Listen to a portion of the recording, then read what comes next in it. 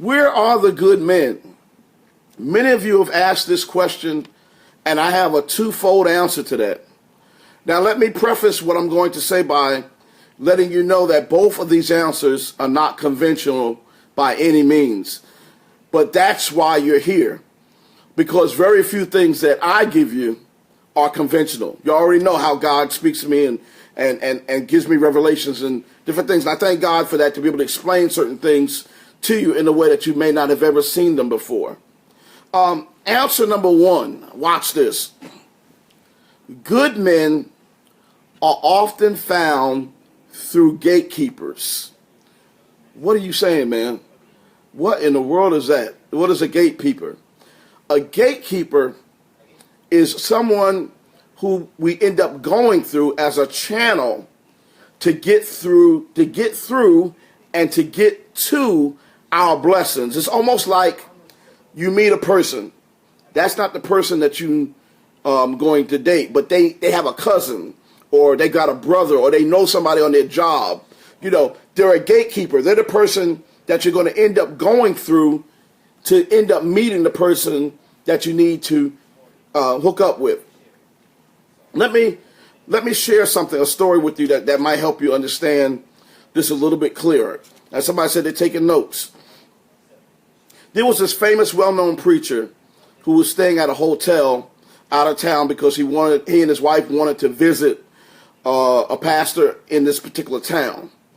They were getting ready to check out, and they spoke to the bellhop. You know, the bellhop is the guy who parks cars and assists with luggage. So they spoke to the bellhop, and they basically said, you know, where's this church? Yeah, somebody wrote it down. Good men have gatekeepers. All right. And yes, and it could be the gatekeepers. Let me say that. Let me address this. The gatekeeper could be a bad person too. It may not just be a good person. You can meet a good person even through a trifling person, but we'll get to that. The bellhop is somebody that normally parks cars, luggage, handles your luggage, you know. So the bellhop is somebody that some people, and I'm not like this, but some people don't really put any weight on the bellhop but they can do a lot of things for you if you treat them with kindness and respect. They're people trying to earn a living just like you. And we've got to stop this, you're better than folk, you know, and we dismiss people. And many of us are going to miss our blessings, the major blessings, because we dismiss people we consider as the little people or the insignificant people. I'm already teaching. I wish there was an organ in the background that could tune up to maybe keep you all with me, because I'm getting ready to go somewhere. So the pastor, this is a famous pastor, he and his wife, you know, they were checking out, they saw the bellhop, and they said, how do we get to so-and-so's church?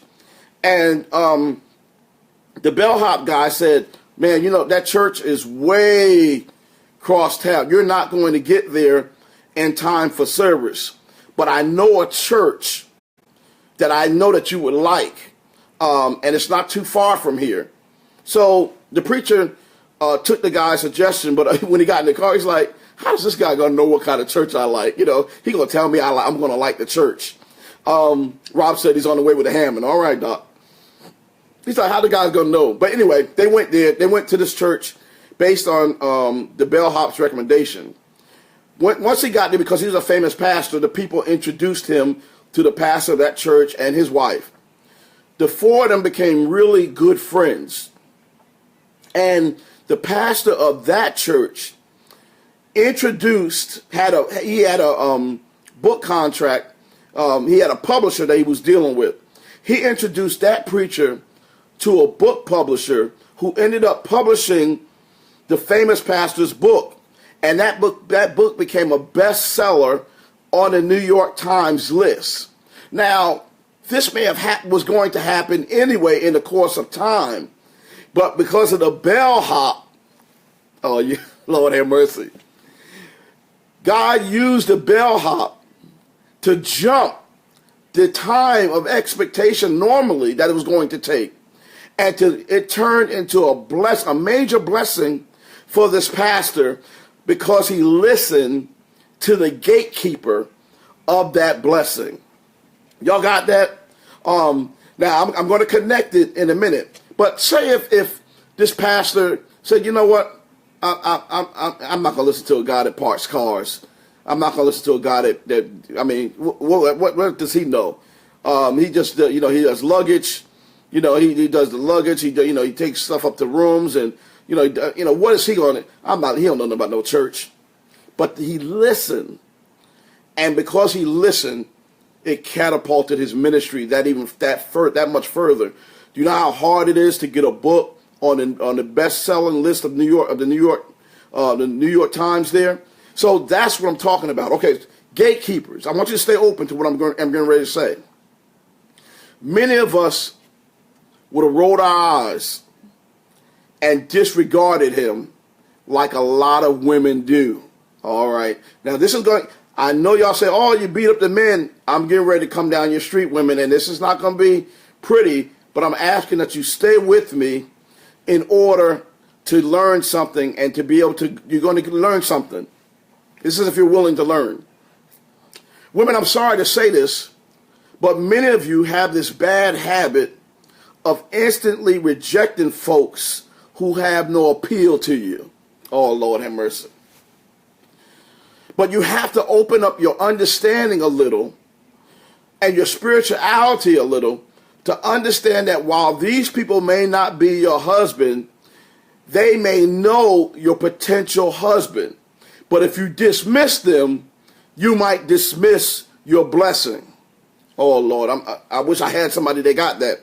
Now, some of y'all are going to try to get deep on me and say, you know what? If it's God's will, I'm going to find a person anyway. And, you can miss your season. I'm going to probably have to teach that so you can understand. You can miss your season. We have to go back to that. You remember the virgins with the lamps.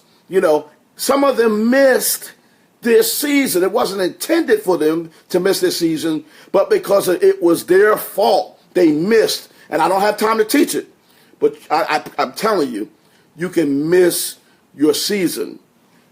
God already knows who you're going to hook up with. He knows that, but he has given you free will to accept the person that you're going to marry. Let me back that up with a little something to help you Bible scholars out there and people that have been under this teaching.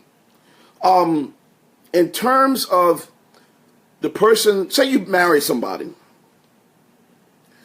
God is big on covenants. Once you enter into a covenant with a man, there's no other man out there that God wants you to get with. Oh, Lord. All right. I know you don't understand that. You're missing it. You're missing it. You probably turn me off now. I'm going to lose some friends. Once you marry someone, there is no other secret, special soulmate out there that you're supposed to be married to. God is never going to say, you know what, you need to get rid of so-and-so because your soulmate goes to the 8 o'clock service at your church. That's not how God operates. You pick your soulmate is the person you're going to marry. That's how that works, because you're joining together spiritually. You're joining together. Two is becoming one. You're joined, and we've already gone over it enough that the unsanctified husband is covered under the sanctified wife, and the unsanctified wife is covered by the sanctified husband. And those are the scriptures there. Now, again, I got to understand that you can miss a potentially good person because you have slighted and rolled your eyes and dismiss the gatekeeper. You must have a spirit of being open to other people. Have a spirit.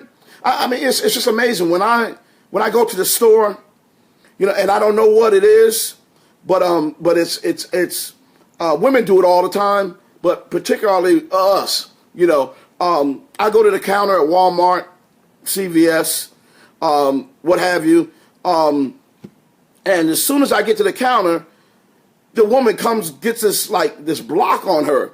and like this, don't speak to me, don't do anything other than, what you, I mean, they got this instant, some of the brothers, men know what I'm talking about. They shift into this, they don't smile, how you doing, sir? You smile and say, hey, how you doing? And you're not trying to holler at them. You're just trying to be, be friendly. Hey, how you doing? But they immediately, how you women do, shut down because they're letting you know I'm not interested in you. But sometimes you need to understand we may not be interested in you either. We're just trying to be nice. Dawn said not trusting. And usually the wall is put up there, like Angela Cobbs just mentioned, is because of many things. Your past, you don't want a man to holler at you. I understand. Nobody wants that. They're scared. We understand all of that. But there's got to be some type of middle ground where you're not mean and nasty and rolling your eyes, to every person. Every time a man, hey, how you doing? Well, you got this, that kind of thing. Again, you never know if they could be a gatekeeper to your blessing. And when you turn folk off like that, you just never know. Let me share a couple stories with you. It's going to help you too. There was this man who was flying on a commercial airline, and they sat him next to an old man who loved to talk. This old man talked the entire flight. The younger man tried everything to discourage the old man from talking. He tried reading a magazine. He tried working on his laptop. He tried going to sleep. Nothing worked. This old man kept talking and talking and talking. Then the plane arrived to one of the destinations, and the old man got off. And the younger man sighed a sigh of relief, and he said, thank God. Woo, thank God that man. Oh, I did not feel like talking. I don't know if you all have ever had that experience, but there's nothing more annoying than when you don't feel like talking and somebody comes on, somebody sits next to you and they just wear you out, and they never get the hint. So the old man got off the plane. So the younger guy was like, oh, thank God, now I can get some rest. All of a sudden, right before the plane doors got ready to close to go to its next destination, a really famous NBA basketball star, I think you know where I'm going, got on the plane and sat right next to this young guy, the one that didn't feel like talking. Now, the one that didn't feel like talking, he said this was one of his most famous NBA basketball players of all time. All of a sudden, watch this, he wasn't sleepy anymore. All of a sudden, he was ready to talk. See how that works? And he tried to talk to this basketball player. Now the basketball player had the same spirit that he had when the old man was on the plane. He didn't want to be bothered with this other person. He was an unknown person. He didn't want to be, the NBA player didn't want to be bothered with him. So you see how that works? Can you imagine, just think, this old man that he didn't want to hear from could have been somebody, a gatekeeper. He could have had a daughter. He could have owned a business that he could have helped them with. It could have been anything. You could have learned something that you could take something valuable with you for the rest of your life that would help you, that would help men, because remember again, we're made from dirt, to help us reposition as seeds. He could have gotten a pearl of wisdom to help him, but he didn't want to hear from the man because he was insignificant. But when the NBA player came on the plane and sat next to him, he wanted to be bothered with him, and the NBA player dismissed him because he considered him a nobody, somebody I can't get anything from. You see how that works? I'm telling you, this may not sound, it may sound real trivial, simple, some whatever, but this is something you need to work on because all of us, everyone, me, you, everybody, we're guilty of, we look at people and we sum them up and we instantly put them in categories and we instantly dismiss people that we think can't do anything for us and that are insignificant to us. But many times they're walking around as the possible gatekeepers to our destiny, to somebody that's going to help us. All right, let me give you another situation here. I remember this guy that I was in school with, and this is my story. He was in the neighborhood. He always bothered me about playing in his band. I play keyboards. I play keyboards. Howard Cameron, you know this person. I'm not gonna name the person, but I play keyboards in church. But he always wanted me to play in his neighborhood band. And every time I saw him, he would ask me, man, please play in my band, please. And I'm like, nah. I always felt that his neighborhood band was, I just dismissed it. And there was no money involved. But I played in church, and they paid me well. So that's where my interest was. So I never really paid him. I didn't treat him bad, but in my own way, I dismissed him. Years later, I was living at home with my mother. I got a phone call. Check this. From Larry Holmes, the boxer. You remember Larry Holmes? Larry Holmes fought Muhammad Ali. He fought Michael Spinks. He fought Mike Tyson. He fought Evander Holyfield. This man was on my phone asking for me. And the young man that I had ignored about playing in his neighborhood band, you remember Howard, now ended up playing the drums for Larry Holmes' band. Larry Holmes had a club in Eastern Pennsylvania. Some of you remember that. Some of you can look that up. He ended up playing drums for Larry Holmes, and Larry Holmes says, I need a musical director. I need an MD. Who can you recommend? And this person that I had dissed, put off, thought enough about me to give Larry Holmes my name, and instead of him calling, Larry Holmes called himself. And it was funny because I'm doing something, and my mother's like, Darryl, pick up the phone. I'm like, who is it, Mom? I'm busy. This is way before cell phones came out. And I'm like, Mom, I'm busy, right? Who is it? She said, well, one of your friends, my mother don't know anything about sports. She's like, it's Larry Holmes. One of your friends, Larry Holmes, just get the phone. I could not believe it. Somebody said, Larry's very nice. I went to one of his birthday parties. He is very nice. I got on the phone. It was Larry Holmes. He told me about my friend who was now playing drums for him.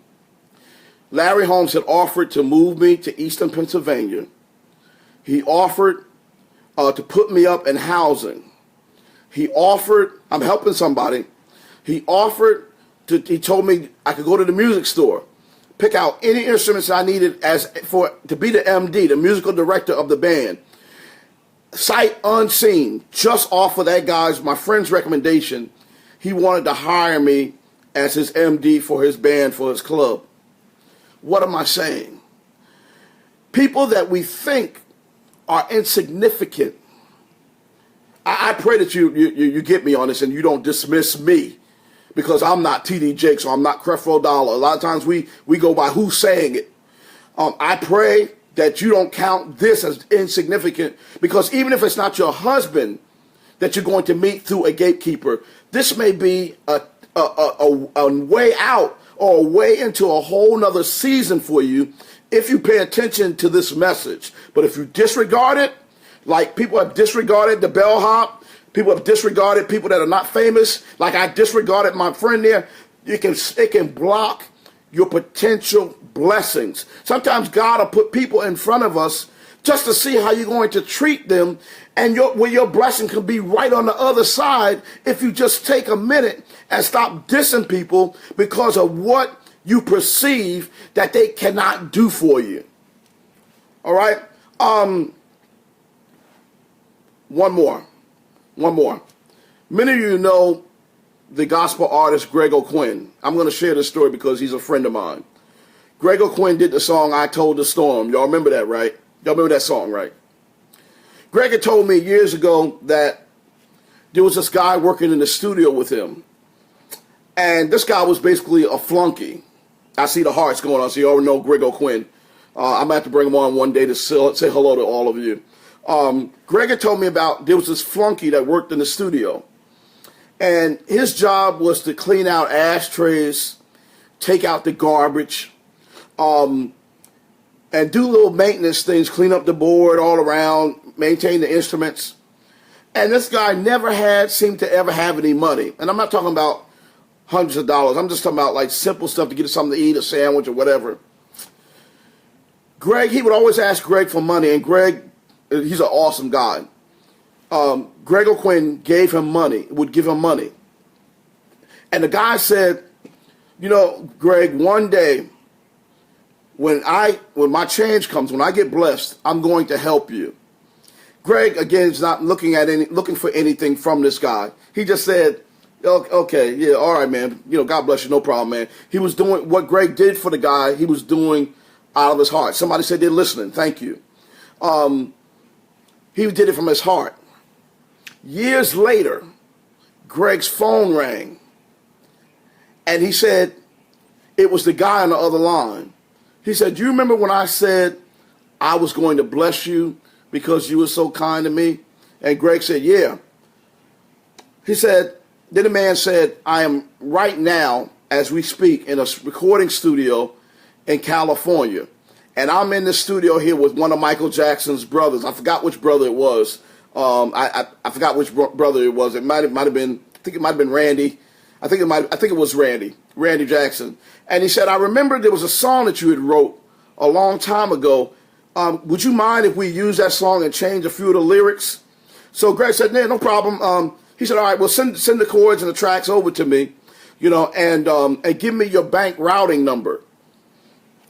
The next day, Greg O'Quinn checked his account, and it was, I'm not going to tell you the amount of money it was, but the guy blessed Greg O'Quinn, you know, and again, and got that connection with Randy Jackson. I think it was Randy Jackson, because he had treated the guy right. The guy was, as he got promoted, he was able to be a blessing to Greg. You see how that works? This guy was a gatekeeper. And again, he could have been dismissed because at the time, he did not have any resources. You never know. Somebody that's a nobody today, somebody that you roll your eyes at today, somebody that you take for granted today can be the person who can make you, who can actually help catapult you to the next level or introduce you to the good man. To the good man. Women, why do you automatically roll your eyes? It's a dismissal thing. You know, why? You know, every man is not going to holler. There's a certain way that you can protect yourself and still somewhat be nice. All right, if you're in the street, I know you got to be careful about certain things. Dewey Upshaw said that scripture. There's a certain way that I know you got to guard yourself if you're on the street. But, thank you, Lorraine. But if you are in a store, you're working or whatever, you know, it's not going to help you. It's not going to take anything away from you to be nice. You know, there was this young lady tonight. I was at CVS picking up my mother-in-law's prescription, and the young lady was so nice. She greeted me with a smile, and I wanted to say, you know what, I'm going to be live tonight. Could you tell me why you greeted me with a smile? You know, and why do so many other women, you know, do this? They snub you and turn you off, and they suck their teeth and, you know, roll their eyes, and they're so guarded. Leave me alone, you know. But I didn't want to embarrass her. There was a lot of customers in the line, you know. But again, you never know who God will use as a gatekeeper. All right. I know that was an incredibly long answer, but it's truthful and it's a purposeful answer. Always remember that people know people, and you never know when someone you initially reject could be the ones that will connect you to your blessing. Do you remember Leah in the Bible? Jacob loved Rachel, but he didn't love Leah. You know the story. He rejected Leah, but it was, check this out, it was through the lineage of Leah that Jesus came. Oh, Lord, you missed it. The woman that he rejected, it was through her lineage, not Rachel's. It was through her lineage. It was through her that the Savior of this world came. So through people that you initially reject, your salvation can come right through those same people. Oh, I wish I had somebody that's learning something tonight. Here's the answer number 2, and this is going to be deep. I'm not even going to be able to unpack all of this tonight. Where are the good men? All right, I hope you're sitting up. If you're half asleep, you might have to check this out tomorrow. This is going to be deep, and you might not even understand this. Where are the good men?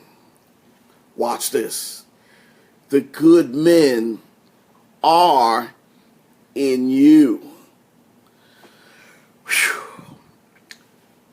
All right, the good men that you're looking for are in you as the woman. What in the world, Cherry, does that mean? Have you lost it? Did you take your mother-in-law's prescription medications? What is it? What in the world are you talking about? You know, have you been drinking tonight? What is going on? What's your problem? Where did you get this from? Okay. In my Joe Pesci Lethal Weapon voice. Now, this answer you're probably not going to like, but it's still the truth all day long. Do you remember that I said in one of these segments of Women, When Women Wise Up segments, that many men have not been taught to be a good man, and they have not been taught how to love a woman correctly? Remember I said that? Well, if that's the case, who are they going to learn from? And who can they learn from? Now, many of you may have some other answers, but you can just say that if you want to. But we're coming upon a time where they're not going to learn, or they may not learn from their pastor.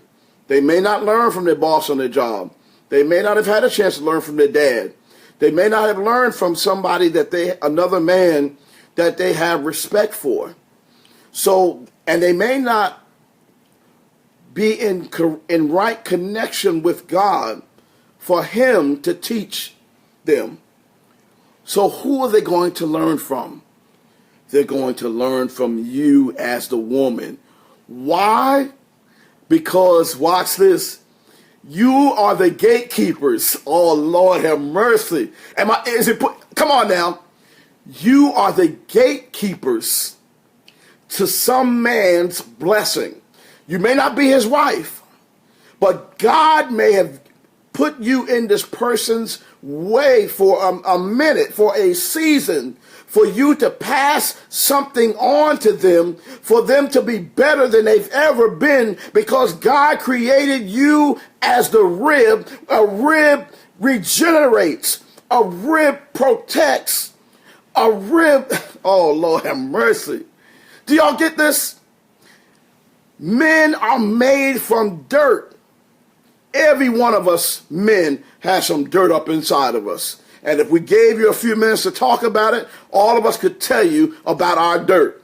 And all it takes sometimes is a good woman to plant in our dirt in order for us to produce something great. Now, if you don't believe me, you go ahead on with however you believe. But I promise you, if you understand the purpose of what God made the woman to be, then you'll understand how this whole thing can come together, and a woman can be a gatekeeper for a man to be a better man than he's ever been in his life. I said I wasn't going to preach. Somebody said I wasn't a preacher. That's all well and good. But anyway, let me get back. Let's go back to Eden. Let's go to Genesis for a minute. The Bible says, and I'm taking this from the ESV version, all right? That God said, it's not good for man to be alone. I'm going to make him a helpmeet that's, watch this. Thank you, Brandy. Fit for him. I'm going to make him a helper. Watch this. That's fit for him. Fit for him means in terms of making sure that this woman is qualified for him, fit for the job. You're fit for the job, fit for him, which means adapted to of a design suitable by nature, adapted to the environment so as to be capable of surviving. There's plenty of relationships, women, that we've gotten in with somebody and you could not survive with them. That's because it wasn't meant for you to be the rib for that person, for that man. All right? But the one that you're supposed to be with, you're going to be capable of surviving. You're going to be fit for him, acceptable from a particular viewpoint of a competence or morality, put into a suitable state, made ready. You ever seen the package on something that said made ready? This woman is going made ready. Sound, physically sound, and mentally sound. There's some women, if you follow the wrong women, to follow the wrong rib. Remember the true and false ribs I told you about? You follow a false rib, she is not sound mentally. She's not sound spiritually, and she can lead you off course. But you find the right rib who is sound mentally, come on now. So not only will this person, I'm talking to the men for a minute, and to the women, not only will this person that God creates for the man will be fit in terms of being appropriate for him, but God is saying, I'm going to make this person actually fit for him. Fit in terms of being shaped, molded, and tweaked. Look at your neighbor tonight, women that are single, and say, I'm being shaped, molded, and tweaked by the living God. So if you're waiting on a man, just understand that you're being shaped, molded, and tweaked, and it is for your good. Believe me when I tell you, it's for your good. Do you know that a person can be qualified for something but not be appropriate? Oh, this is so good. I'm going to have to cut this. Do you know that a person can be qualified but not be appropriate?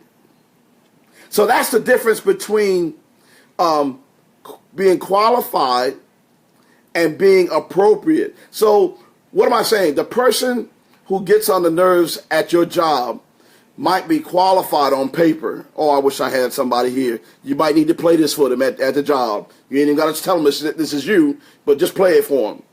They may be qualified for on paper to do what they do, but they're not appropriate for the position. Oh, I'm teaching. Lord have mercy.